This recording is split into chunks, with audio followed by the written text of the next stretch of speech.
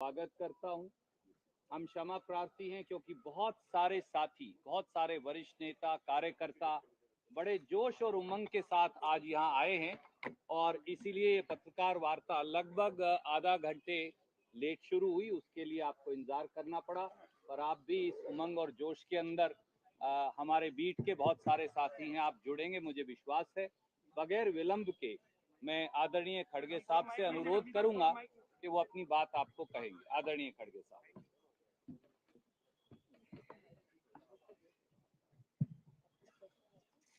शुरू में तो मैं आपसे क्षमा चाहता हूं, और यहाँ की स्थिति क्या है आपने खुद आंखों से देखा है, इसीलिए थोड़ी देर हो गई, थोड़ी नहीं एक आधा घंटा देर हुआ, इसीलिए मुझे वक्त पे आपके सामने हाजिर होने का समय नहीं आया। तो इसलिए फिर एक बार मैं आपसे माफी मांग के अपने शब्दों को आगे बढ़ाऊं। आजादी के पश्चात लेकिन चुनाव बहुत अच्छा चला, और वो भी मुझे आकर मिले, एक दूसरे से हम मिलकर अपना जो आगे पार्टी को बढ़ाने का भी जो कुछ कोऑपरेशन मैंने भी पूछा और उन्होंने भी हंसते हुए, ये तो एक डेमोक्रेटिक प्रोसेस है, हमको मिल के काम करना है, ये कहा। तो इसलिए मुझे बड़ी खुशी होती है, उनको भी मैं धन्यवाद देता हूँ। सभी कांग्रेस कार्यकर्ताओं की ओर से मैं श्रीमती सोनिया गांधी का आभार व्यक्त करता हूँ। सोनिया जी ने पर्सनल सेक्रीफाइस कर 23 वर्ष तक कांग्रेस पार्टी के अपने खून पसीने से सींचा है। सोनिया जी की लीडरशिप में न केवल हमने 2 बार केंद्र में सरकार बनाई, बल्कि अनेकों राज्यों में कांग्रेस को रिवाइव किया और राज्यों में भी सरकार उन्होंने बनाई। उनका कार्यकाल इतिहास में याद रखा जाएगा, जो इतने लंबे समय तक पूरा कार्य करके पार्टी को एक शक्ति दी। आज देश में सबसे बड़ी समस्या कमरतोड़ महंगाई यानी इन्फ्लेशन, भयंकर बेरोजगारी अनएम्प्लॉयमेंट, अमीर गरीब के बीच की खाई बढ़ते जा रही है, और सरकार के द्वारा देश में फैलाई जाने वाली नफरत।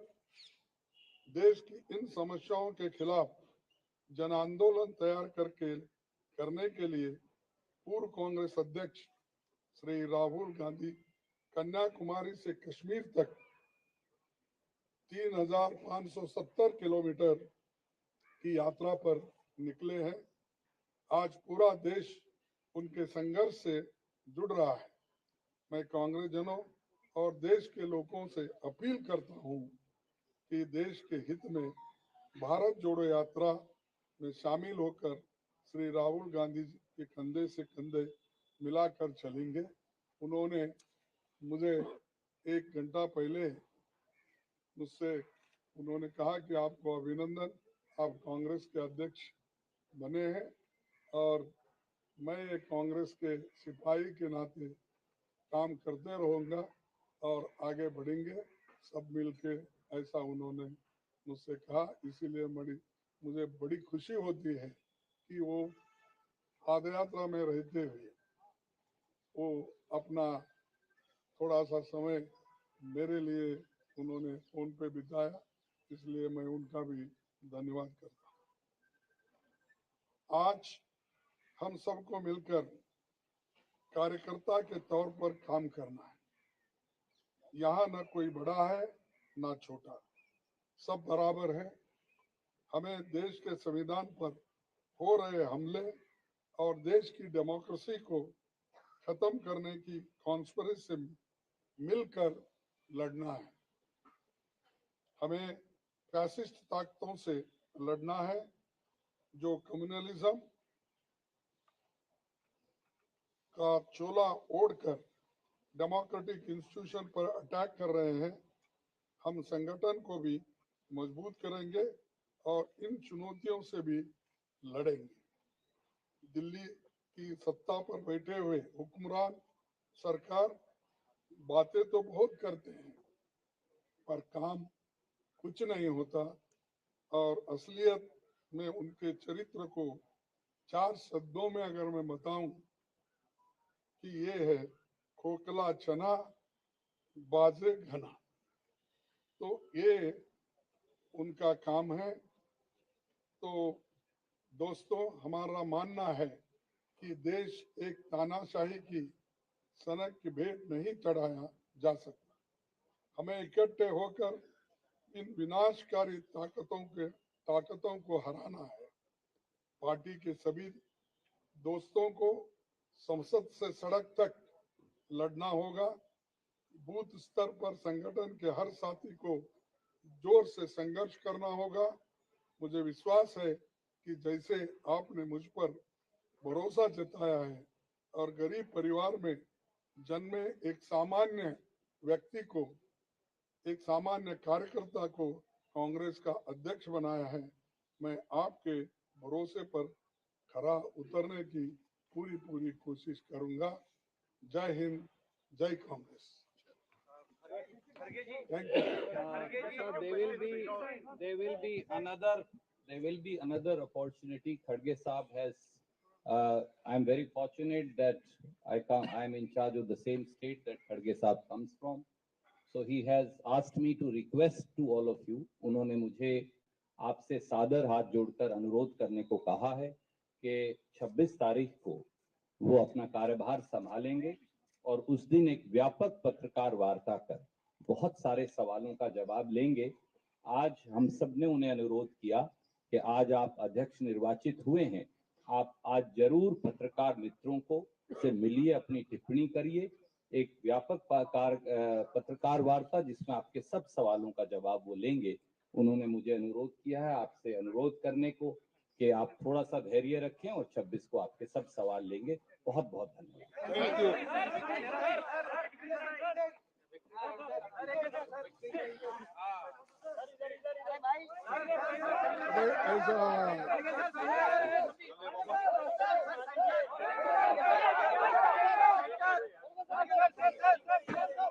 करूंगा ना।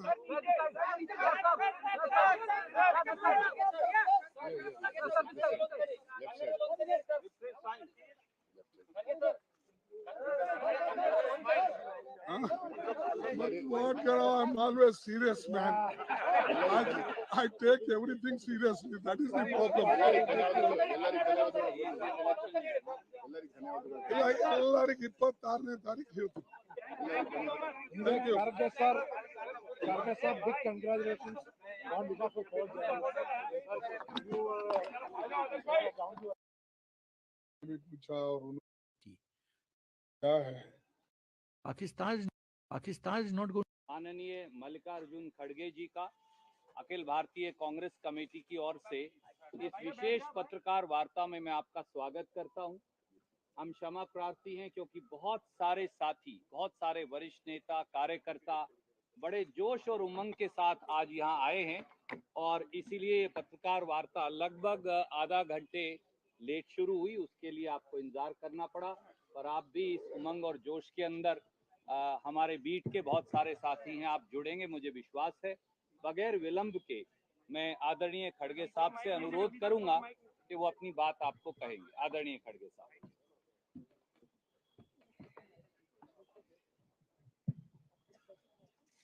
शुरू में तो मैं आपसे क्षमा चाहता हूं, और यहाँ की स्थिति क्या है आपने खुद आंखों से देखा है, इसीलिए थोड़ी देर हो गई, थोड़ी नहीं, एक आधा घंटा देर हुआ, इसीलिए मुझे वक्त पे आपके सामने हाजिर होने का समय नहीं है। तो इसलिए फिर एक बार मैं आपसे माफी मांग के अपने शब्दों को आगे बढ़ाऊं। आजादी के 50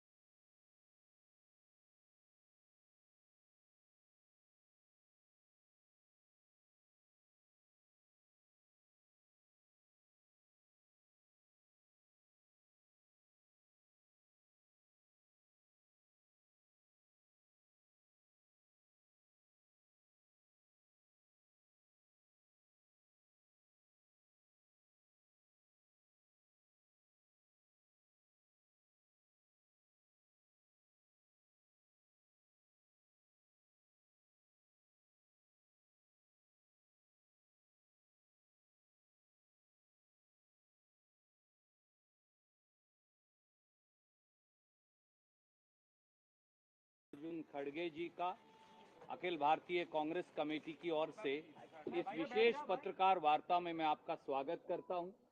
हम क्षमा प्रार्थी हैं क्योंकि बहुत सारे साथी, बहुत सारे वरिष्ठ नेता, कार्यकर्ता बड़े जोश और उमंग के साथ आज यहां आए हैं और इसीलिए ये पत्रकार वार्ता लगभग आधा घंटे लेट शुरू हुई। उसके लिए आपको इंतजार करना पड़ा, पर आप भी इस उमंग और जोश के अंदर हमारे बीट के बहुत सारे साथी हैं, आप जुड़ेंगे मुझे विश्वास है। बगैर विलंब के मैं आदरणीय खड़गे साहब से अनुरोध करूंगा कि वो अपनी बात आपको कहेंगे। आदरणीय खड़गे साहब।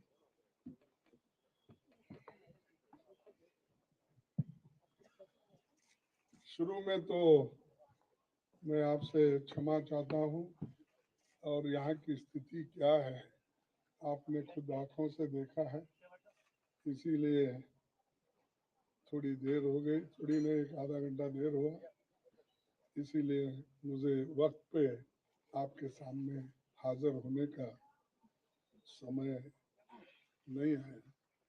तो इसलिए फिर एक बार मैं आपसे माफी मांग के अपने शब्दों को आगे बढ़ाऊं। आजादी के 75 साल के इतिहास में भारतीय राष्ट्रीय कांग्रेस ने लगातार इस देश की डेमोक्रेसी को मजबूत किया और संविधान की रक्षा की। आज जब डेमोक्रेसी खतरे में है, संविधान पर हमला बोला जा रहा है और हर इंस्टीट्यूशन को तोड़ा जा रहा है, तो कांग्रेस पार्टी ने राष्ट्रीय स्तर पर ऑर्गेनाइजेशनल इलेक्शंस करवाकर देश की डेमोक्रेसी को मजबूत करने का एग्जाम्पल पेश किया है।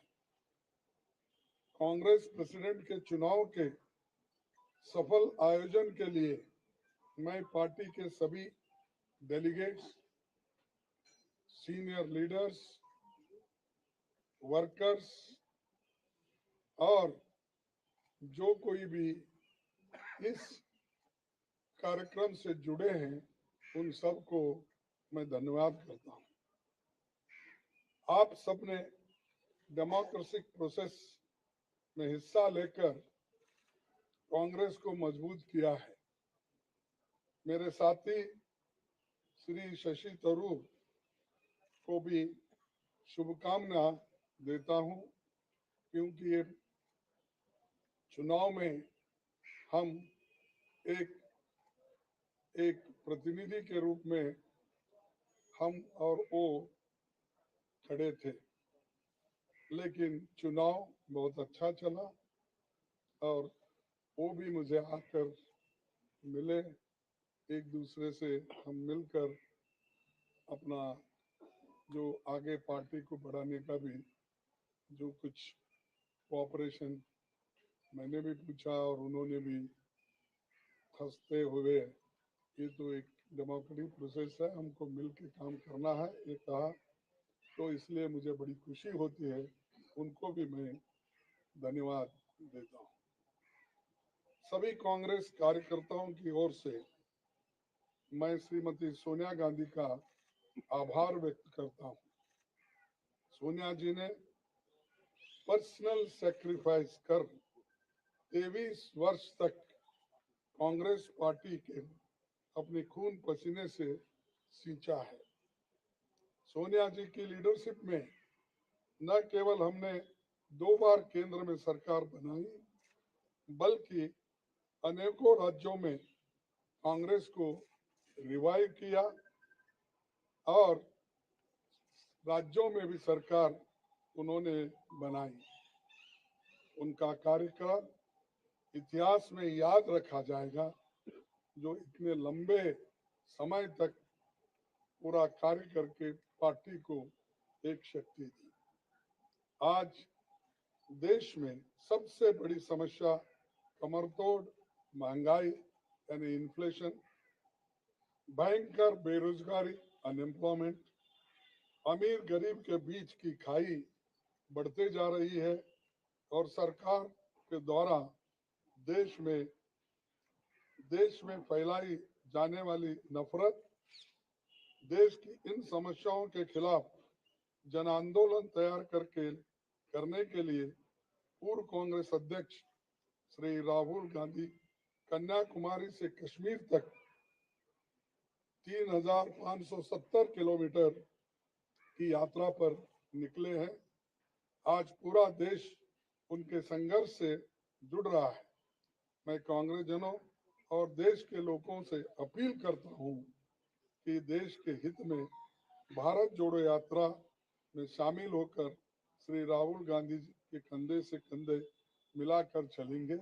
उन्होंने मुझे 1 घंटा पहले मुझसे उन्होंने कहा कि आपको अभिनंदन, आप कांग्रेस के अध्यक्ष बने हैं और मैं एक कांग्रेस के सिपाही के नाते काम करते रहूँगा और आगे बढ़ेंगे सब मिलके, ऐसा उन्होंने मुझसे कहा। इसीलिए मुझे बड़ी खुशी होती है कि वो पादयात्रा में रहते हुए वो अपना थोड़ा सा समय मेरे लिए उन्होंने फोन पे बिताया, इसलिए मैं उनका भी धन्यवाद करता हूँ। आज हम सबको मिलकर कार्यकर्ता के तौर पर काम करना है। यहाँ न कोई बड़ा है न छोटा, सब बराबर है। हमें देश के संविधान पर हो रहे हमले और देश की डेमोक्रेसी को खत्म करने की कॉन्स्पिरेसी से मिलकर लड़ना है। हमें फैसिस्ट ताकतों से लड़ना है जो कम्युनलिज्म का चोला ओढ़कर डेमोक्रेटिक इंस्टीट्यूशन पर अटैक कर रहे हैं। हम संगठन को भी मजबूत करेंगे और इन चुनौतियों से भी लड़ेंगे। दिल्ली की सत्ता पर बैठे हुए हुक्मरान सरकार बातें तो बहुत करते हैं पर काम कुछ नहीं होता और असलियत में उनके चरित्र को 4 शब्दों में अगर मैं बताऊं कि ये है खोखला चना बाजे घना, तो ये उनका काम है। तो दोस्तों, हमारा मानना है कि देश एक तानाशाही की सनक की भेंट नहीं चढ़ाया जा सकता। हमें इकट्ठे होकर इन विनाशकारी ताकतों को हराना है।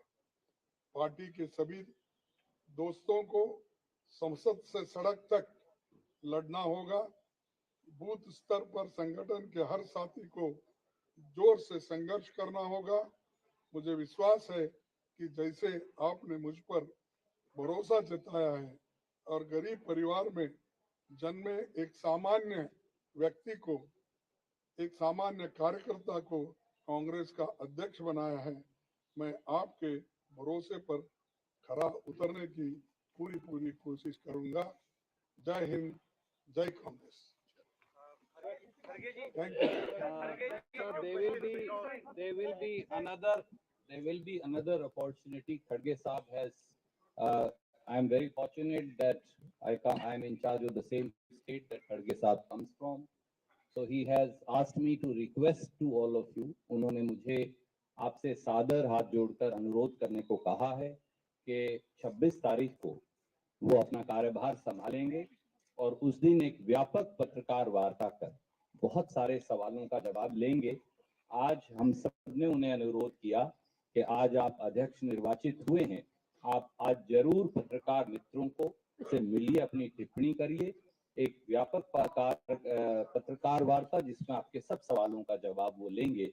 उन्होंने मुझे अनुरोध किया है आपसे अनुरोध करने को कि आप थोड़ा सा धैर्य रखें और 26 को आपके सब सवाल लेंगे। बहुत बहुत धन्यवाद।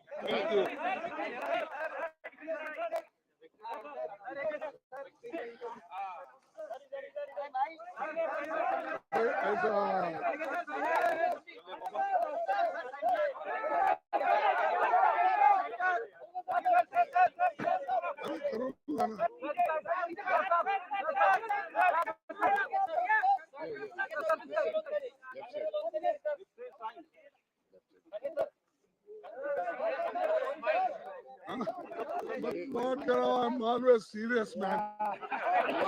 I take everything seriously. That is the problem.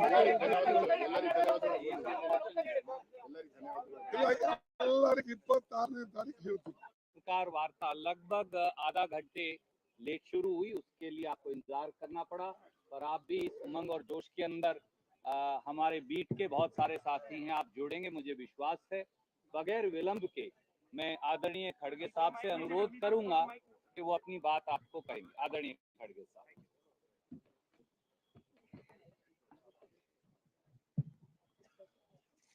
शुरू में तो मैं आपसे क्षमा चाहता हूं, और यहाँ की स्थिति क्या है आपने खुद आंखों से देखा है, इसीलिए थोड़ी देर हो गई, थोड़ी नहीं एक आधा घंटा देर हुआ, इसीलिए मुझे वक्त पे आपके सामने हाजिर होने का समय नहीं है, तो इसलिए फिर एक बार मैं आपसे माफी मांग के अपने शब्दों को आगे बढ़ाऊं।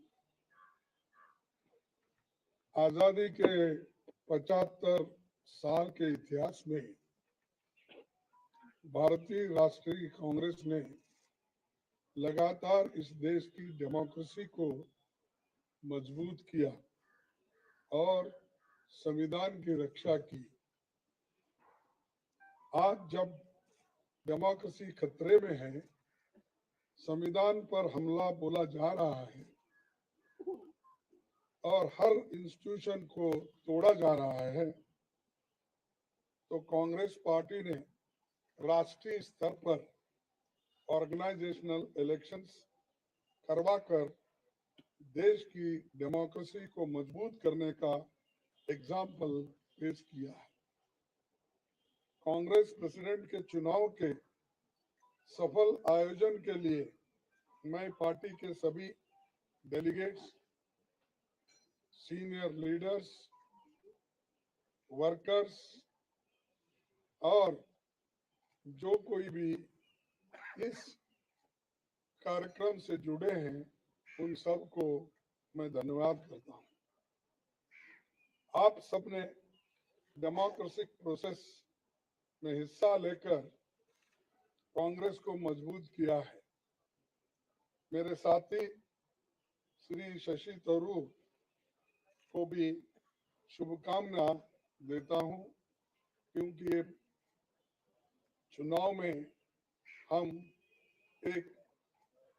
एक प्रतिनिधि के रूप में हम और वो खड़े थे, लेकिन चुनाव बहुत अच्छा चला और वो भी मुझे आकर मिले, एक दूसरे से हम मिलकर अपना जो आगे पार्टी को बढ़ाने का भी जो कुछ कोऑपरेशन मैंने भी पूछा और उन्होंने भी हंसते हुए, ये तो एक डेमोक्रेटिक प्रोसेस है, हमको मिल के काम करना है, ये कहा।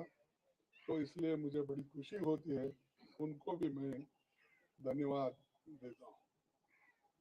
सभी कांग्रेस कार्यकर्ताओं की ओर से मैं श्रीमती सोनिया गांधी का आभार व्यक्त करता हूँ। सोनिया जी ने पर्सनल सेक्रीफाइस कर 23 वर्ष तक कांग्रेस पार्टी के अपने खून पसीने से सींचा है। सोनिया जी की लीडरशिप में न केवल हमने 2 बार केंद्र में सरकार बनाई, बल्कि अनेकों राज्यों में कांग्रेस को रिवाइव किया और राज्यों में भी सरकार उन्होंने बनाई। उनका कार्यकाल इतिहास में याद रखा जाएगा, जो इतने लंबे समय तक पूरा कार्य करके पार्टी को एक शक्ति दी। आज देश में सबसे बड़ी समस्या कमरतोड़ महंगाई यानी इन्फ्लेशन, भयंकर बेरोजगारी अनएम्प्लॉयमेंट, अमीर गरीब के बीच की खाई बढ़ते जा रही है और सरकार के द्वारा देश में फैलाई जाने वाली नफरत, देश की इन समस्याओं के खिलाफ जन आंदोलन तैयार करने के लिए पूर्व कांग्रेस अध्यक्ष श्री राहुल गांधी कन्याकुमारी से कश्मीर तक 3,570 किलोमीटर की यात्रा पर निकले हैं। आज पूरा देश उनके संघर्ष से जुड़ रहा है। मैं कांग्रेस जनों और देश के लोगों से अपील करता हूं कि देश के हित में भारत जोड़ो यात्रा में शामिल होकर श्री राहुल गांधी के कंधे से कंधे मिलाकर चलेंगे।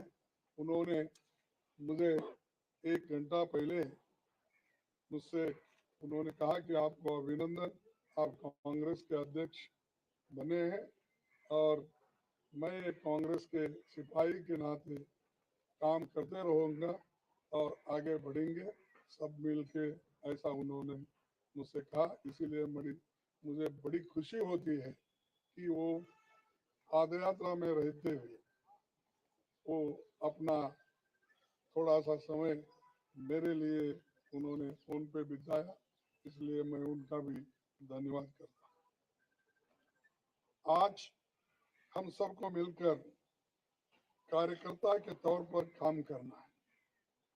यहाँ न कोई बड़ा है ना छोटा, सब बराबर है।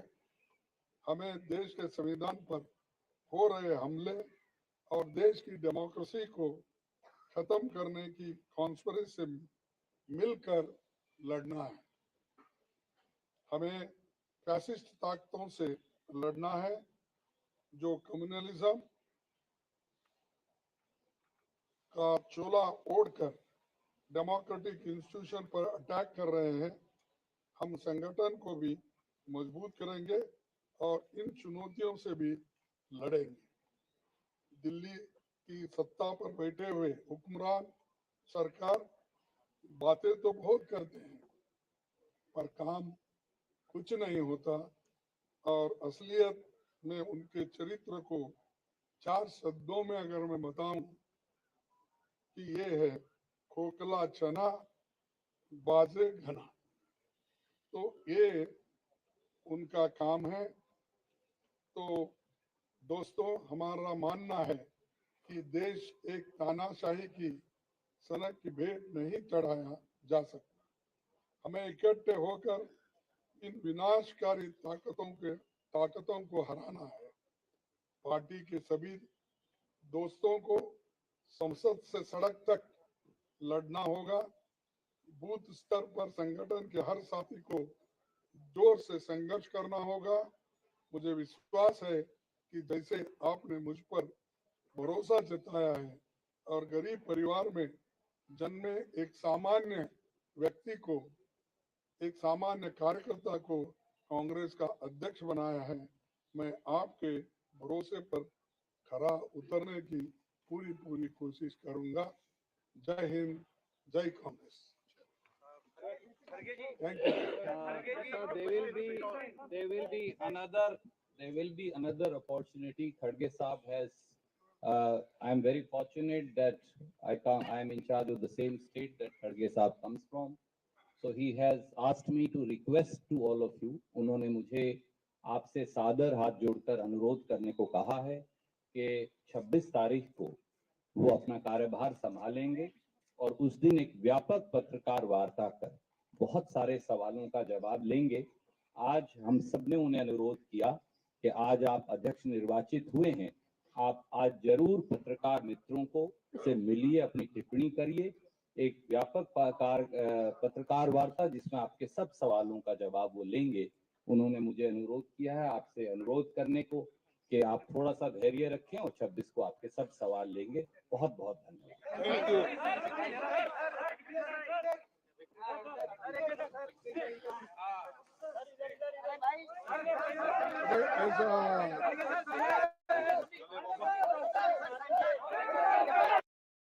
की रक्षा की। आज जब डेमोक्रेसी खतरे में है, संविधान पर हमला बोला जा रहा है और हर इंस्टीट्यूशन को तोड़ा जा रहा है, तो कांग्रेस पार्टी ने राष्ट्रीय स्तर पर ऑर्गेनाइजेशनल इलेक्शंस करवाकर देश की डेमोक्रेसी को मजबूत करने का एग्जाम्पल पेश किया है। कांग्रेस प्रेसिडेंट के चुनाव के सफल आयोजन के लिए मैं पार्टी के सभी डेलीगेट्स, सीनियर लीडर्स, वर्कर्स और जो कोई भी इस कार्यक्रम से जुड़े हैं, उन सबको मैं धन्यवाद करता हूं। आप सबने डेमोक्रेटिक प्रोसेस में हिस्सा लेकर कांग्रेस को मजबूत किया है।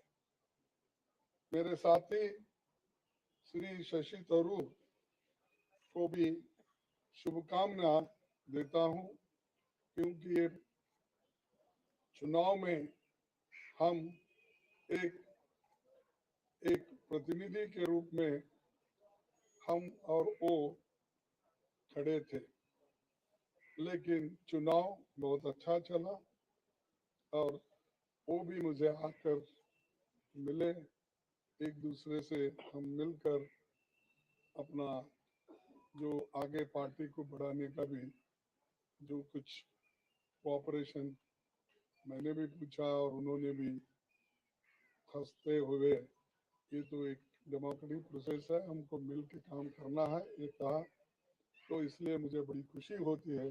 उनको भी मैं धन्यवाद देता हूँ। सभी कांग्रेस कार्यकर्ताओं की ओर से मैं श्रीमती सोनिया गांधी का आभार व्यक्त करता हूँ। सोनिया जी ने पर्सनल सैक्रिफाइस कर 23 वर्ष तक कांग्रेस पार्टी के अपने खून पसीने से सींचा है। सोनिया जी की लीडरशिप में न केवल हमने 2 बार केंद्र में सरकार बनाई, बल्कि अनेकों राज्यों में कांग्रेस को रिवाइव किया और राज्यों में भी सरकार उन्होंने बनाई। उनका कार्यकाल इतिहास में याद रखा जाएगा, जो इतने लंबे समय तक पूरा कार्य करके पार्टी को एक शक्ति दी।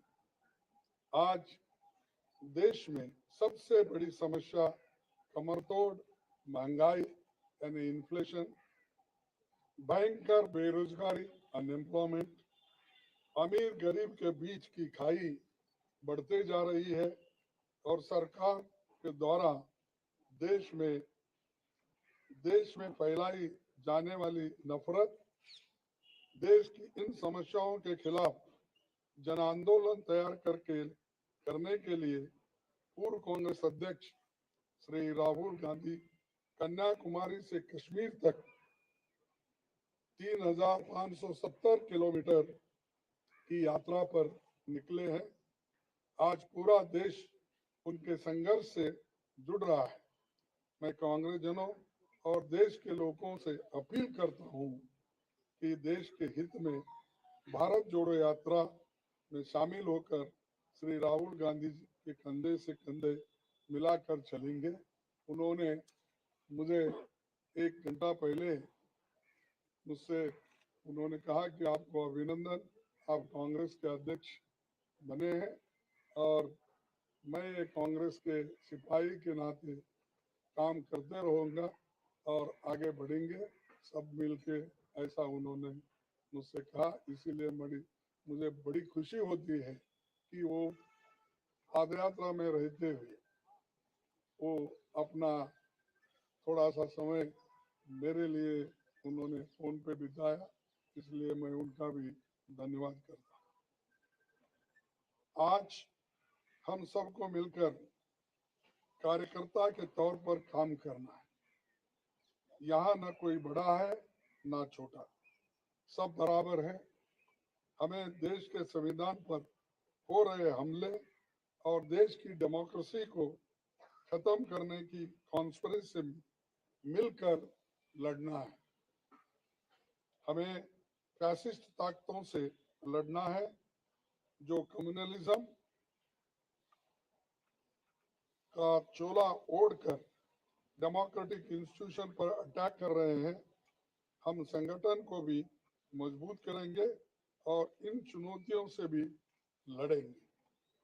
दिल्ली की सत्ता पर बैठे हुए हुक्मरान सरकार बातें तो बहुत करते हैं पर काम कुछ नहीं होता और असलियत में उनके चरित्र को 4 शब्दों में अगर मैं बताऊं कि ये है खोखला चना बाजे घना, तो ये उनका काम है। तो दोस्तों, हमारा मानना है कि देश एक तानाशाही की सनक की भेंट नहीं चढ़ाया जा सकता। हमें इकट्ठे होकर इन विनाशकारी ताकतों को हराना है। पार्टी के सभी दोस्तों को संसद से सड़क तक लड़ना होगा। बूथ स्तर पर संगठन के हर साथी को जोर से संघर्ष करना होगा। मुझे विश्वास है कि जैसे आपने मुझ पर भरोसा जताया है और गरीब परिवार में जन्मे एक सामान्य व्यक्ति को, एक सामान्य कार्यकर्ता को कांग्रेस का अध्यक्ष बनाया है, मैं आपके भरोसे पर खरा उतरने की पूरी कोशिश करूंगा। जय हिंद, जय Congress. Thank you. So there will be another opportunity. Kharge Saab has. I am very fortunate that I am in charge of the same state that Kharge Saab comes from.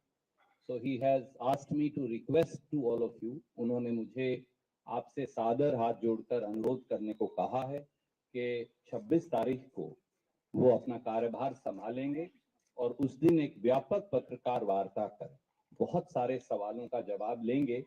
आज हम सब ने उन्हें अनुरोध किया कि आज आप अध्यक्ष निर्वाचित हुए हैं, आप आज जरूर पत्रकार मित्रों को से मिलिए, अपनी टिप्पणी करिए, एक व्यापक पत्रकार वार्ता जिसमें आपके सब सवालों का जवाब वो लेंगे।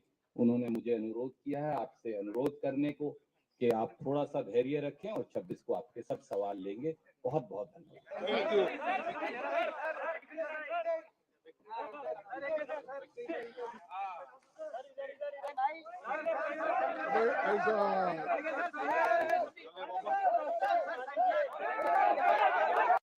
जो कुछ कोऑपरेशन मैंने भी पूछा और उन्होंने भी हंसते हुए, ये तो एक डेमोक्रेटिक प्रोसेस है, हमको मिलकर काम करना है, ये कहा।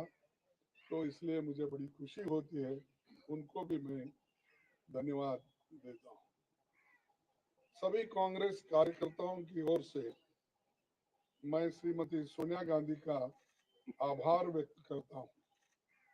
सोनिया जी ने पर्सनल सेक्रीफाइस कर 23 वर्ष तक कांग्रेस पार्टी के अपने खून पसीने से सींचा है।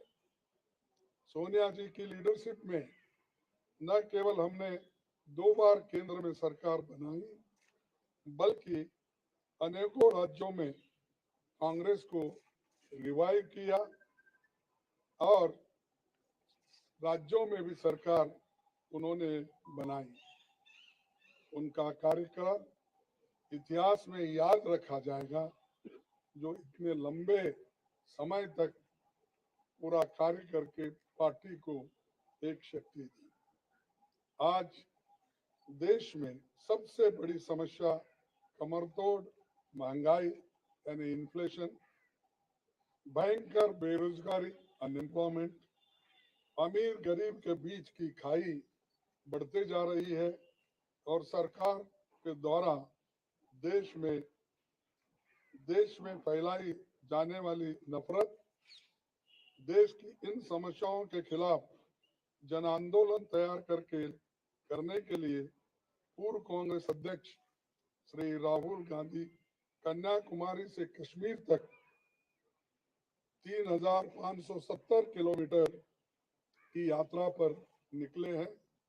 आज पूरा देश उनके संघर्ष से जुड़ रहा है।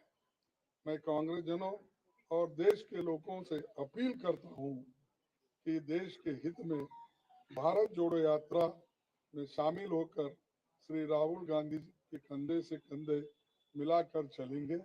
उन्होंने मुझे 1 घंटा पहले मुझसे उन्होंने कहा कि आपको अभिनंदन, आप कांग्रेस के अध्यक्ष बने हैं और मैं कांग्रेस के सिपाही के नाते काम करते रहूँगा और आगे बढ़ेंगे सब मिलके, ऐसा उन्होंने मुझसे कहा। इसीलिए मुझे बड़ी खुशी होती है कि वो पादयात्रा में रहते हुए वो अपना थोड़ा सा समय मेरे लिए उन्होंने फोन पे बिताया, इसलिए मैं उनका भी धन्यवाद करता हूँ।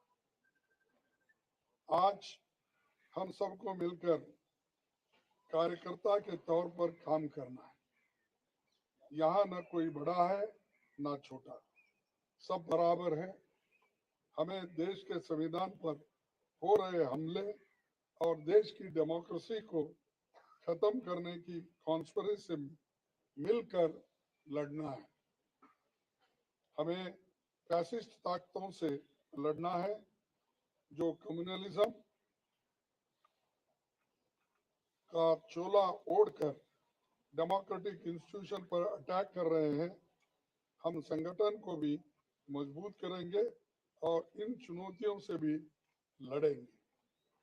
दिल्ली की सत्ता पर बैठे हुए हुक्मरान सरकार बातें तो बहुत करते हैं पर काम कुछ नहीं होता और असलियत में उनके चरित्र को 4 शब्दों में अगर मैं बताऊं कि ये है खोखला चना बाजे घना, तो ये उनका काम है।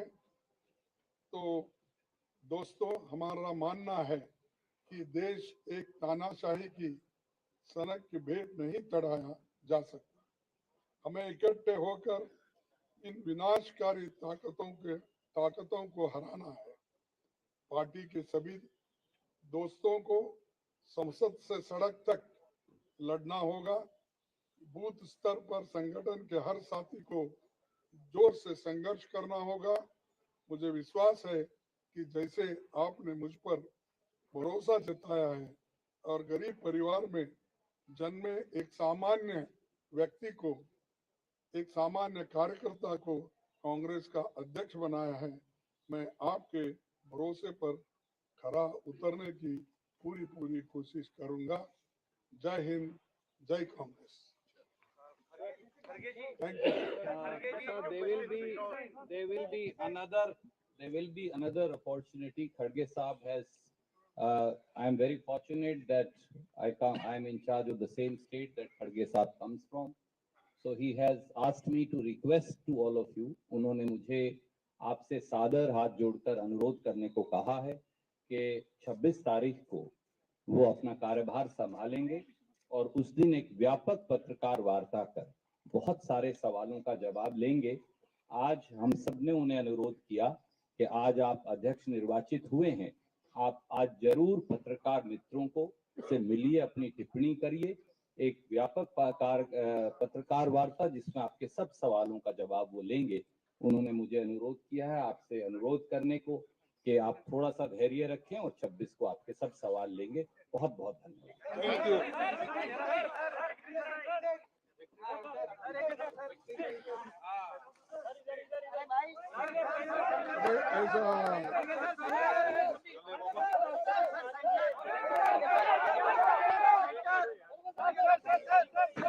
अभी करूँ गाना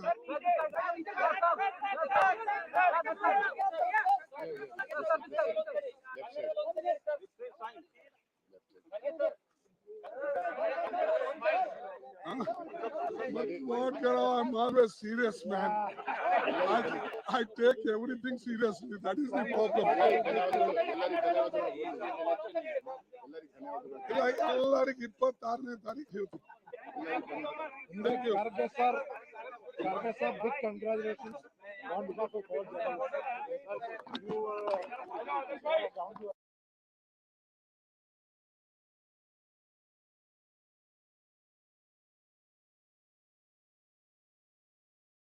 कांग्रेस पार्टी की भलाई के लिए काम करने वाले मुझे हर प्रदेश में आके समर्थन दिए, मेरे साथ निकले और हर जगह में जैसे आप आज भी देखते हैं मेरे साथ रुक के मुझे जिस किस्म के मॉरल सपोर्ट दिए, मैं इसके लिए आभारी हूँ। मेरे ख्याल में हमारे कार्यकर्ता हैं हमारी पार्टी का असली गुरूर, और मैं कहूँगा कि हमारे कार्यकर्ताओं के काम से ही पार्टी आगे बढ़ेगी। और मैं खुश हूँ कि उनको इस विषय से इस चुनाव से उनको भी एक मौका मिला हमारे पार्टी के भविष्य के बारे में सोचने के लिए, और उनके ही पसीने से उनके ही काम से हमारे पार्टी का भविष्य बनने में एक बहुत बड़ा भूमिका लेना। मैं चाहता हूं कि पार्टी उनकी भी आवाज सुने। मैं चाहता हूं कि खड़गे साहब का विजय हम सब मान ले कि कांग्रेस पार्टी की जीत है। मैंने शुरुआत से ही कहा था ये कोई व्यक्ति का विषय नहीं, मैं मेरे लिए कुछ नहीं चाहता, मैं सिर्फ चाहता हूं कि पार्टी मजबूत बने, क्योंकि भारतीय मजबूती के लिए एक कांग्रेस मजबूत होना बड़ी जरूरी है। तो इसी स्पिरिट में और इसी उद्देश्य से मैं लड़ा, और जो भी इस लड़ाई में भाग लिए उनको मेरी बधाई और मेरे ऑल माय ग्रेटिट्यूड मैं बताना चाहता हूँ। मैं उससे अभी रुकूंगा क्योंकि अगर आप लोग को प्रश्न होंगे तो शायद उसके लिए जवाब दे दूंगा, लेकिन मेरे मन में ये बहुत अच्छा हुआ कांग्रेस पार्टी के लिए, और यहाँ से हम आगे बढ़ के कांग्रेस को हमारे देश के आने वाले चुनावों में एक बहुत बड़ा असर पड़ेगा मेरे ख्याल में, क्योंकि हमारे कार्यकर्ता भी जाग गए हैं, सब लोग तैयार हैं बीजेपी के चुनौती को निपटने के लिए, और मैं भी काफी कॉन्फिडेंट हूं कि हमारी पार्टी आप लोगों को हमारी कामयाबी दिखा सकेगी। देश का गुरु शशि थरूर, देश का Kohinoor Shashi Tharoor. Mr. Tharoor, I have a question. Yeah. Mr. Tharoor, you got almost 1,072 votes. So many are saying, the political observers are saying that these votes reflects that there is a feeling of dissent within the Congress cadre, because Mr. Kharge was seen as a Gandhi family candidate and you were not seen as a Gandhi family candidate. So many are saying that Congress also, 1,000 people in the Congress, among the Congress delegates, want change, and this is a vote for dissent. Like how There's a difference between the two. I didn't pitch myself as a candidate of dissent. I pitched myself as a candidate of change. And change not in the ideology of the party or in the direction of the party, but rather in the manner in which we do our regular work. And I did feel that there was a need for opening up uh, access to karyakartas in the party, creating more opportunities for discussion forums, implementing not only the declarations of the Udaipur Chintan Shivir, but further some of the additional ideas that I had published in the manifesto, which came to me largely from our own party workers who wanted to see these changes. And therefore, for me, I would stress that it is not so much about dissent, but how we can make a good party better. I believe we have the experienced leaders, the strong record in governance, and the convictions and values that are right for the country. But what I felt there was a problem with was that there was a sense of disconnect on the part of many of our workers, and that we needed to overcome that by giving them a greater sense of involvement. I hope the election itself has contributed to giving them some sense of involvement in the party. I believe that is the case. But I think beyond this, there's much more that needs to be done. And I hope Mr. Kharge, once he has had time to assume his role fully, will look seriously at how all party workers can contribute to effective governance in the party so that we can mount an effective challenge to the BJP in the elections ahead. Yeah. Mr. Tarun, while you were campaigning as well, there were times when you raised that, sometimes it seemed like that Mr. Kharge was being felicitated by the PCC chiefs. Today also there was a letter which came out. Mr. Soos had also spoken about that, where you said that there were some discrepancies or some violations that your team had raised. Did it always feel to you that this was a one-sided, some are calling it a rigged election against you, so you still fought the fight because you had to? Or are you absolutely satisfied with the way this entire election has been conducted? Look, first of all, I think the leak of that letter was unfortunate, and I said so immediately. It's certainly not something we would have done, and we are getting some very educated guesses as to where it came from, but that's neither here nor there right now.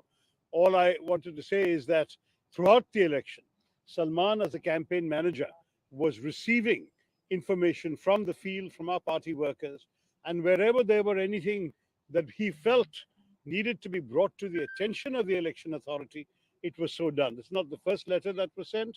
It was the last letter, but it was not the first. And I will say that what Salman was doing was his duty in alerting the election authority to any violations that have been reported to us. They would then have to inquire and judge whether any action should be taken. I'm not aware that any action has resulted in any of these things, but the point is everybody has to play their role in this particular situation. That's all. We are conscious that the party has held no election for 22 years. And I don't think we can either say we're absolutely satisfied or that we have any reason to mistrust. I think the fact is that in an election of this nature, after such a long time, there are bound to be glitches, there are bound to be slip ups, and there were. But the fact is that for us, we never doubted the good faith of the election authority or of the party leadership in wanting to have a free and fair opportunity for both candidates to contest. You're right, the leadership by and large stayed with Mr. Kharge. Again, that is not necessarily surprising. If you have a choice between change and continuity, and you are part of the continuity by your own rule, why would you want to change? I mean, I must say, I admire those who did come out nonetheless and support me. But I would say that that's an inevitable thing. Conversely, a lot of those who signed my nomination forms, a lot of those who accompanied me, a lot of those who sat alongside me in press conferences at PCCs and so on, were also people of some heft in the party, either by virtue of having positions themselves. We've had MPs and fairly senior MPs and former MPs alongside me. But we've also had a lot of party workers who devote hours of their days, day in and day out, in many cases for very many years. Some of them are standing here, they've devoted decades to the party without any such recognition. But they still feel that idealism, that desire to see the party succeed. And for me, sticking to the election was not just stubbornness or anything like that. It was also an acknowledgement of what I owed to all those who have taken so much of effort to promote my views and this desire for change in the party. So I have no regrets about any of this. आऊंगा sir. 8,000 vote और आपको सिर्फ 1,000 vote, तो आपको लगता है कि top leadership कहीं ना कहीं जैसे G20 के लीडर्स थे वो सपोर्ट में थे खड़गे साहब के, उसका फर्क पड़ा जो डेलीगेट्स ने वोट डाला तो उनके मन में था कि पहले से समर्थन खड़गे साहब को ज्यादा है तो वोट खराब ना किया जाए? क्या मालूम, आप उनसे पूछना पड़ेगा जो वोट दिया ना। मैं नहीं कह सकता हूँ क्यों लोग वोट किए और क्यों वोट नहीं किए। हमारे मन में जो लोग भी आए हमें समर्थन देने के लिए और जो लोग भी निर्देश मिलते हुए भी और हम उनके नेताओं के इंस्ट्रक्शंस के बावजूद मुझे वोट दिए, मैं उनके लिए बहुत आभारी हूँ। उससे ज्यादा नहीं कहना चाहता। इलेक्शन खत्म हो गया, you think that this election was fair because you have been talking about not having a level playing ground? Look, I mean, as I mentioned during the course of the campaign, in a cricketing analogy, that the fact is that when you find yourself playing a match on an uneven pitch and the ball bounces and turns awkwardly, you still have to bat. And I have been batting. We were only concerned that there should be no pitch tampering or ball tampering. And I think that for the most part, we have no complaints of that score. In any case, as has been pointed out, the result was pretty decisive. So I think it would be unfortunate to sort of blame conditions. What happened has happened. We have put forward the best account of ourselves that we could, and clearly it wasn't good enough to carry the day. And as far as I'm concerned, my congratulations to Mr. Kharge were genuine. He has, after all, stuck to his campaign and he has won a resounding win, and we should pay tribute to him for that and wish him well in this very major responsibility. So you talked about change, you talked about reform throughout your campaign. Going forward, do you think that you will continue to raise these issues of reform? Like you talked about decentralization quite strongly. Going forward, will you continue to take up these causes? Look, in whatever forums are available to me within the party, I will stick to my points, because the fact is that I have been consistent. I think of those who have signed that particular letter, only one other person has stayed with me on upholding the various points we raised in that letter. And I would say that it would be silly to walk away from them, because we were not an organization of dissenters. That was always a mistake. It's a bunch of people who genuinely wanted a stronger Congress and felt that these steps would make the Congress stronger. Now, if at the end of the day, the Congress wills otherwise, that's the party's prerogative. But as long as I have an opportunity to address the leadership, and I do consider Mr. Kharge a friend, which is why I was so happy to go to his home today and congratulate him personally, I will certainly draw attention to some of these ideas and urge him to consider their implementation.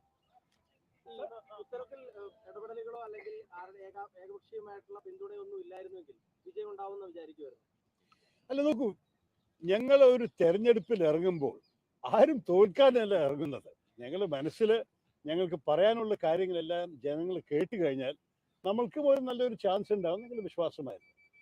ഞങ്ങൾ ആ സമയത്ത് ഈ തെരഞ്ഞെടുപ്പിൻ്റെ process തുടങ്ങുമ്പോൾ ഞങ്ങൾക്ക് ഒരിക്കലും വിചാരിക്കാൻ സാധ്യത ഉണ്ടായിട്ടില്ല ഒറ്റക്കെട്ടിൽ എല്ലാ PCCs നേതാക്കളും എല്ലാവരും കൂടി ഒരുമിച്ച് ഒരു സ്ഥാനാർത്ഥിക്ക് വേണ്ടി മാത്രമേ നിൽക്കുള്ളൂ. അതൊക്കെ നമുക്ക് കണ്ട അനുഭവം കണ്ടിട്ടാണ് ഞങ്ങൾ മുന്നോട്ട് പോയത്. അത് കഴിഞ്ഞിട്ട് നമുക്ക് ചില കാര്യങ്ങൾ മനസ്സിലാക്കാൻ തുടങ്ങി. അത്ര എളുപ്പമായിരിക്കില്ല വിജയം. പക്ഷെ എന്നാലും ഞങ്ങൾ ഓടിപ്പോകുന്നവരല്ല. ഞങ്ങൾ എല്ലാവരും ആത്മാർത്ഥതയോടെ ഇറങ്ങി അവസാനം വരെ ആത്മാർത്ഥതയോടെ പ്രവർത്തിച്ചുകൊണ്ടിരിക്കുന്ന ഒരു വിശ്വാസത്തിലാണ് ഞങ്ങൾ മുന്നോട്ട് പോയത്. അതിനും കാറ്റ് പ്രതീക്ഷിച്ചു, കിട്ടിയതിലൊക്കെ നന്ദി.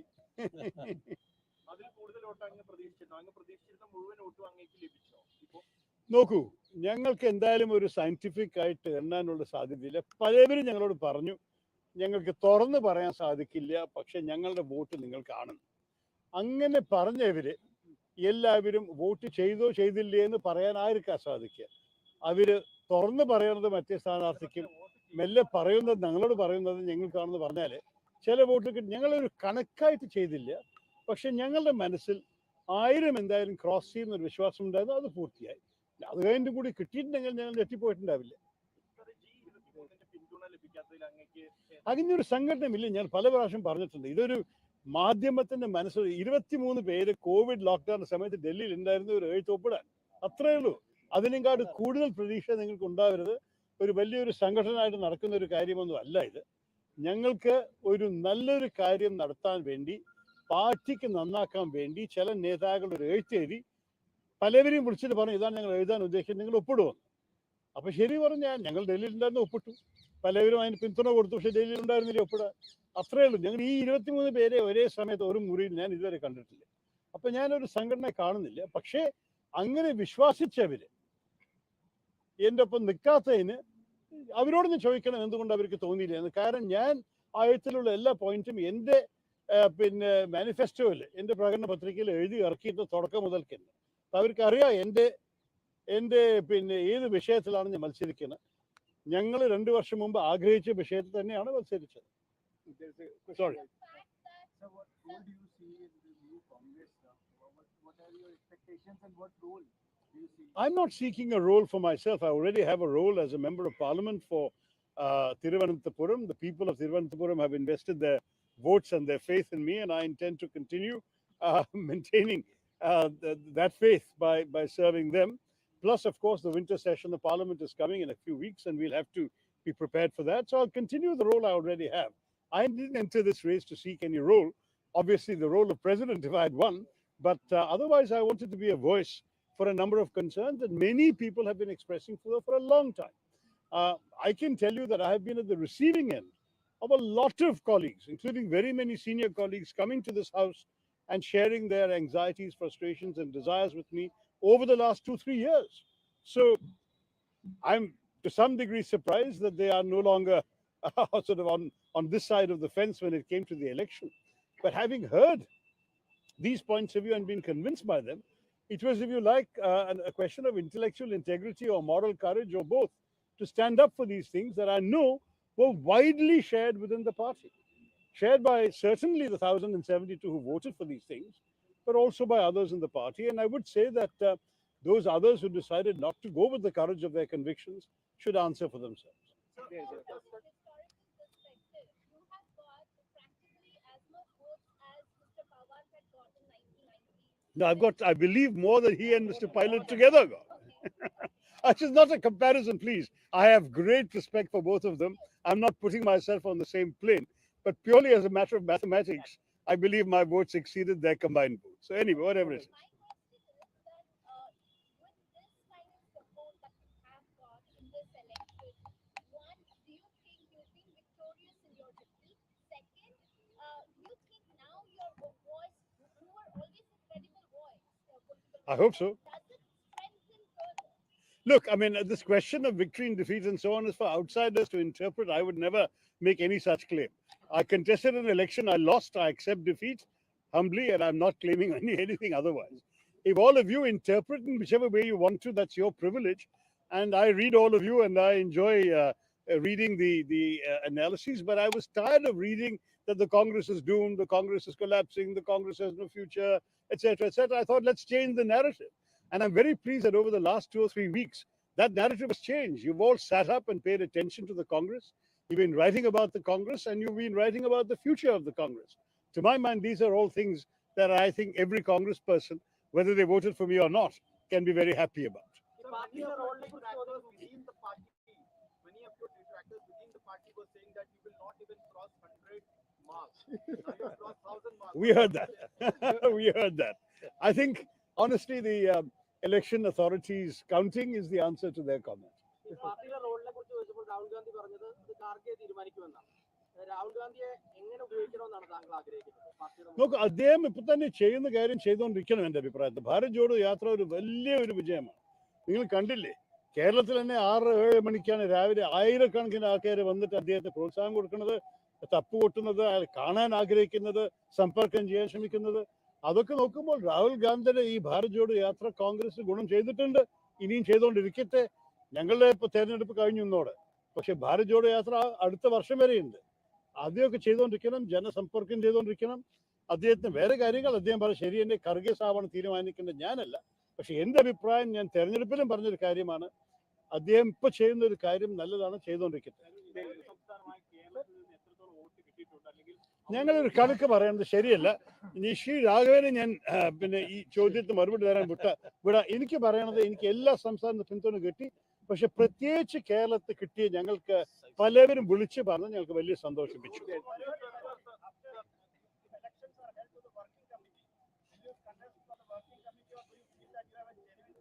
Listen, I can't make that decision today, but I will say that I really hope that Mr. Kharge does go ahead and implement that provision of the Constitution.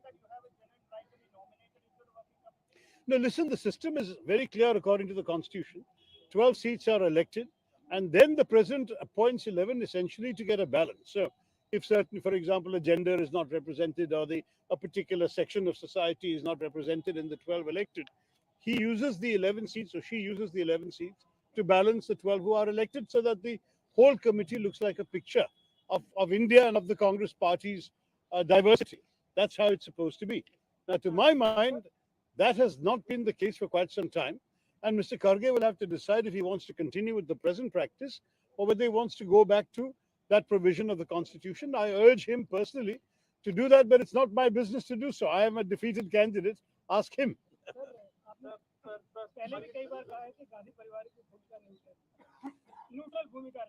देखिए, मुझे कहा कि वो लोग निष्पक्ष हैं. देखिए, मैं मेरे पार्टी अध्यक्ष उनके परिवार के शब्दों पर भरोसा देता हूं, विश्वास करता हूं. अगर उन्होंने मुझे कहा कि वो निष्पक्ष है तो मैं उसको कैसे शक कर सकता हूं? वो निष्पक्ष ही होंगे, नहीं तो मुझे ऐसे क्यों कहेंगे?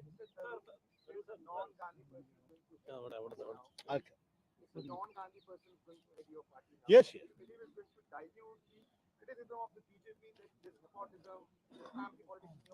Well, I think certainly it's going to be difficult for them to allege dynastic rule and so on. Yeah.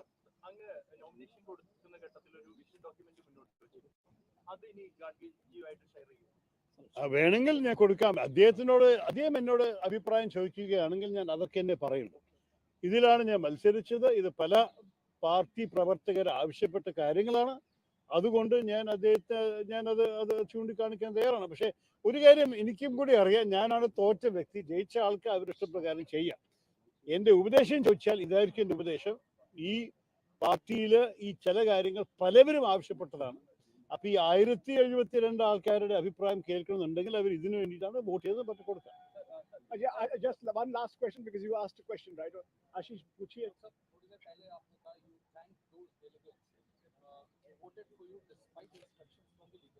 Some leaders, पता नहीं. मैं वही आपसे पूछना चाहता था, क्या आपको ऐसा लगा इस चुनाव प्रक्रिया में इंस्ट्रक्शंस दिए गए थे खड़गे साहब को वोट डालने? कई लोग कहा हमें कि उनके प्रदेश के नेताओं और दूसरे नेताओं उनसे कहा है कि यही चाहते हैं पार्टी के नेतृत्व, और उनका मन में एज लॉयल पार्टी वर्कर्स उनको ऐसे करने की जरूरत महसूस हो गया. हमने कहा देखिए, पहली बात यह है कि जब गांधी परिवार हमारे हाईकमान निष्पक्ष है और इलेक्शन अथॉरिटी मिस्त्री साहब ने अनाउंस किया है कि कोई आधिकारिक उम्मीदवार नहीं है, तो इस किस्म की बातचीत ठीक नहीं है. आप सोच के आपकी मन की इच्छा के अनुसार कीजिए. लेकिन शायद कुछ लोगों को ऐसा नहीं लगा कि करना चाहिए. देखिए, मैं तो दूसरे लोगों के मन के अंदर नहीं जा सकता आशीष. मैं सिर्फ ये कह सकता हूँ कि हमने जो प्रचार करना हमने किया. अगर 1000 लोग कन्विंस रहे और 7900 लोग कन्विंस नहीं रहे तो मैं क्या बता सकता हूँ. हम लोग हार मानते हैं, बहुत क्या करूं, विनम्रता से मानते हैं कि खरगे साहब जीते. वो बहुत अच्छा वरिष्ठ नेता है और हम उनको बधाई देते हुए बेस्ट ऑफ लक भी कहना चाहता हूं कि आगे जाने के लिए कांग्रेस पार्टी को अच्छी तरीके से वो लीड करें. धन्यवाद. जय हिंद, जय कांग्रेस. താങ്കൾ മത്സരിച്ചു, എന്തായാലും നേതൃത്വത്തിനോട് ഗാന്ധി കുടുംബത്തിന് പിന്തുണ ഉണ്ടായിരുന്നെങ്കിലും വലിയൊരു വിഭാഗം നേതാക്കളുടെ എതിർപ്പുണ്ടായിരുന്നു. താങ്കളും താങ്കളോടൊപ്പം നിൽക്കുന്ന ആളുകളുടെ ഭാവി, രാഷ്ട്രീയ ഭാവിയിൽ ഇനി ഏതെങ്കിലും രീതിയിൽ ആശങ്കയുണ്ടോ? എനിക്കൊരു ആശങ്കയുമില്ല. ഞാൻ എന്തായാലും എന്റെ ഭാവിക്ക് വേണ്ടിയിട്ടല്ല മത്സരിച്ച്, എന്റെ രാജ്യത്തിന്റെ ഭാവിയെക്കുറിച്ച് ചിന്തിച്ചിട്ടും എന്റെ പാർട്ടിയുടെ ഭാവിയെക്കുറിച്ച് ചിന്തിച്ചിട്ടുമാണ് അതിനുവേണ്ടി ഞാൻ ഇറങ്ങി. അത് ആ പ്രചരണത്തിനും ആ തെരഞ്ഞെടുപ്പിനും പാർട്ടിക്ക് വല്ല ഗുണം ചെയ്തുകൊണ്ടെങ്കിൽ എനിക്ക് വലിയ സമാധാനം, അത് മാത്രമേ ആവശ്യമുള്ളൂ. Thank you. ഇല്ല. പക്ഷെ നിങ്ങളൊന്ന് നമ്മുടെ രാഘവൻജിയോട് സംസാരിച്ചോളൂ. എല്ലാം ഞാൻ തന്നെ പറയാൻ ആവശ്യമില്ല. മുഖ്യമന്ത്രി മെറ്റീരിയലായിട്ട് ഉയർന്നു വരാൻ സാധ്യത കാണുന്നുണ്ടോ? അവർക്ക് എന്നോട് എല്ലാം ചോദിക്കണം, ഇന്നെല്ലാം ചോദിക്കണം. ഹിന്ദുസ്ഥാൻ കാ കോഹിനൂർ. എല്ലാ രാഘവേട്ടൻ പറയുന്നു.